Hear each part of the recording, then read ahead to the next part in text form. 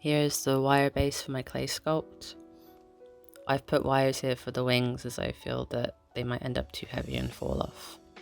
I've also added a small bit of wire to support the neck.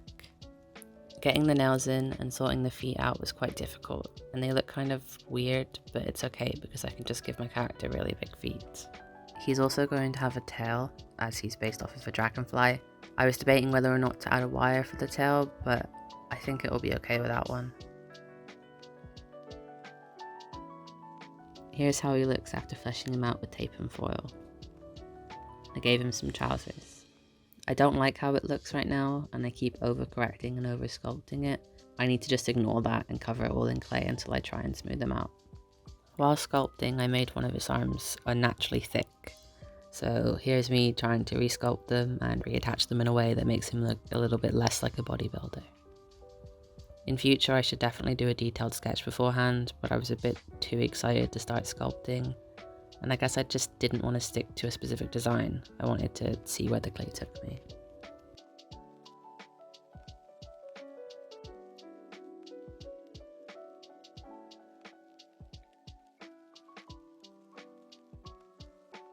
Making the set out of cardboard was easy.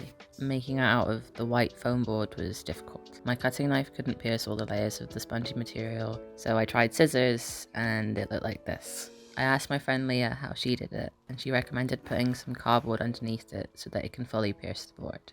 It worked. This is the proper way to do it.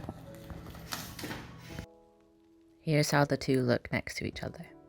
The design is a child's bedroom, with alcohol bottles littering it and divorce papers on the desk. Next, it's time to make the final product.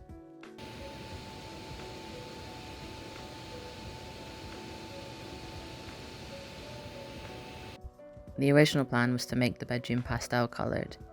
However, I wasn't able to find any pastel acrylic paints, so I went with yellow walls and based the rest of the colour choices around that.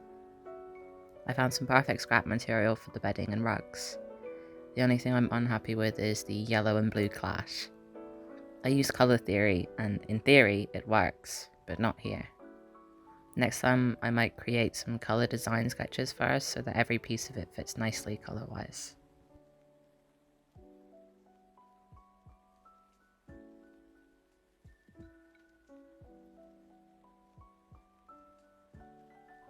Learning to use Dragonframe was incredibly fun.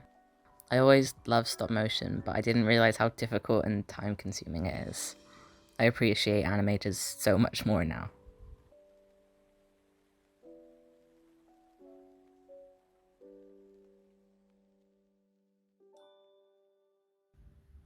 I don't know what I'm doing.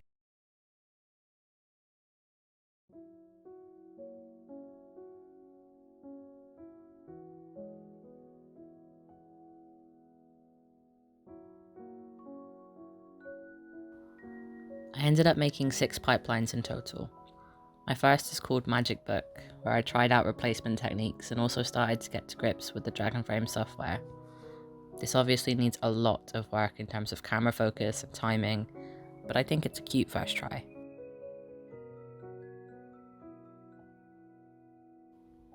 This one is just called Sitting Down. I was trying to mess with camera movement here, as well as get a feel for moving puppets. A very simple and badly timed animation. I'm not sure what the character was doing here. I really like this pipeline. I made some very basic sequential props out of clay, and utilised the drawing tool to show the ball slowing down at the end.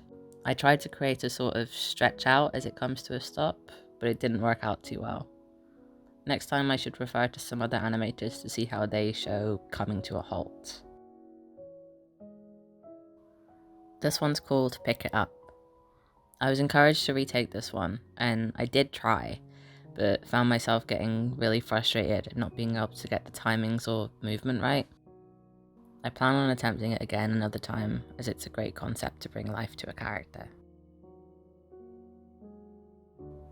I tried to create a sort of sunset or sunrise glow with this.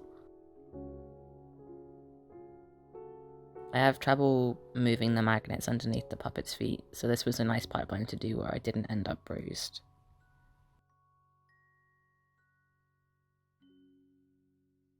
This one's called Scream and Run, which is a run cycle. Unfortunately, with this pipeline, I didn't angle the camera down properly. I'd like to try it again, but with the full puppet in focus next time. What you can't see is my attempts to hold the puppet's legs up without a rake. All I had on hand was some clay.